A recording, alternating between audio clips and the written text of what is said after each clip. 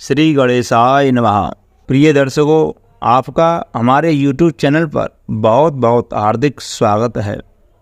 आज की यह वीडियो आप लोगों के लिए बहुत ही महत्वपूर्ण होने वाली है। यह वीडियो आपके लिए बहुत खास है। यह वीडियो आपको देखना बहुत ज़रूरी है। चाहे कोई बच्चा हो, चाहे कोई बड़ा हो या वृद्ध हो, कोई भी हो, चाहे पुरुष हो चाहे स्त्री हो, यह वीडियो सबके लिए बहुत ही महत्वपूर्ण है। इस वीडियो को पूरा अवश्य देखें और इसको स्किप बिल्कुल भी ना करें, तभी यह वीडियो आपकी समझ में अच्छी तरह से आ सकेगी।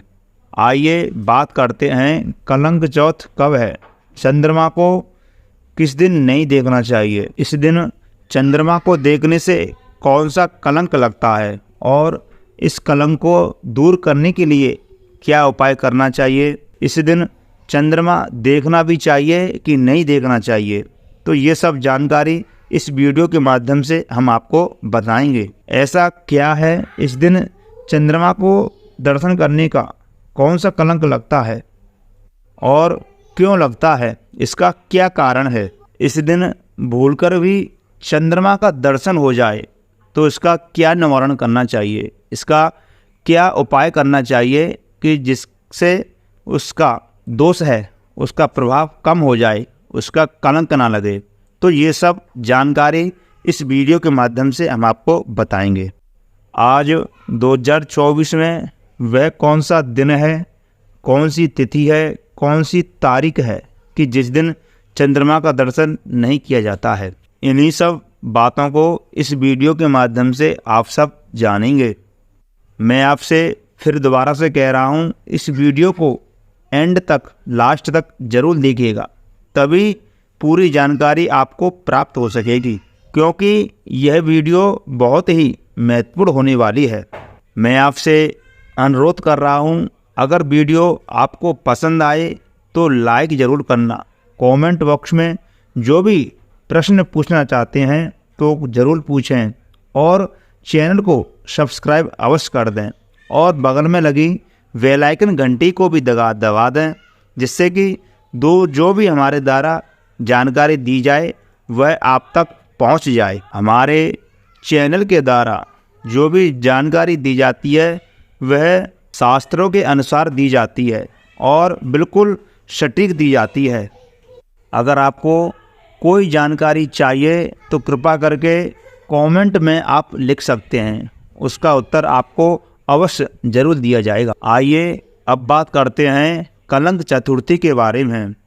कलंक चतुर्थी के बारे में पुराणों में भी दिया गया है और कई पौराणिक कथाएं भी हैं जिसमें कलंक चतुर्थी का वर्णन किया गया है। गणेश चतुर्थी को कलंक चतुर्थी के नाम से भी जाना जाता है और शायद ही बहुत ही कम लोग होंगे जिसके पीछे छुपी हुई कहानी के बारे में जानते होंगे। गणेश चतुर्थी के कुछ खास नियम होते हैं, अर्थात कलंक चतुर्थी के, और उनका पालन करना भी बेहद महत्वपूर्ण माना जाता है। इसमें सबसे महत्वपूर्ण नियम है कि गणेश चतुर्थी के दिन भूलकर भी चांद के दर्शन नहीं करने चाहिए। ऐसा हम आपको पहले भी बता चुके हैं। गणेश पुराण के अनुसार भगवान श्री कृष्ण ने भी शुक्ल पक्ष की चतुर्थी की रात चांद को देखा था और वे भी इस कलंक से नहीं बच सके। भागवत पुराण में भी ऐसा वर्णन आया है, जब भगवान श्री कृष्ण पर स्यंवतक मणि का झूठा आरोप लगा था, क्योंकि भगवान श्री कृष्ण ने भी भाद्रपद मास के शुक्ल पक्ष की चतुर्थी के दिन चांद का दर्शन किया था, इसलिए भगवान श्री कृष्ण को भी यह कलंक झेलना पड़ा। गणेश पुराण में बताई गई कथा के अनुसार गणेश जी के सूंड वाले मुख को देख करके एक बार चांद को हंसी आ गई थी।